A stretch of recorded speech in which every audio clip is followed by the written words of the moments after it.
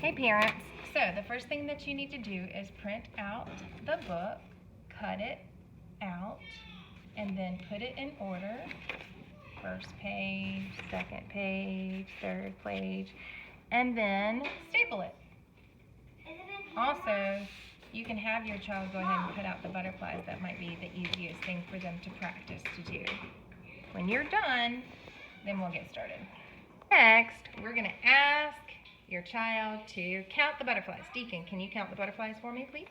Sure. 1, 2, 3, 4, 5, 6, 7, 8. We have 8 butterflies, just like how many butterflies we have in our net. Isn't that right, Deke? What net? You know, the butterflies we're going to let go today? I'm going to color all the crowns butterflies different. Okay, we're going to color them all different colors. That sounds great. All right, so parents, you can help your child color the butterflies. I know it might be a little bit much for them to do, so if you're doing it with them, they will really enjoy that. Your front cover. All right, so butterfly friends and everyone else, you can decorate your cover, and then on the inside you can also color, or you can wait and do that later. Either way is fine. It says, the butterfly is between the bees. Can you put one of the butterflies in between the bees? Right here. That's right. That's between the bees.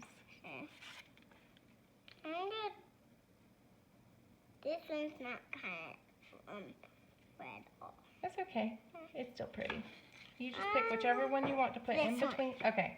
That one's going to go between the bees.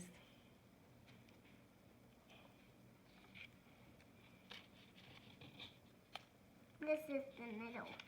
That's right, it is in the middle. All right, so is the butterfly in between the bees? Yes. Good. It's going to be trapped. That's how we catch butterflies.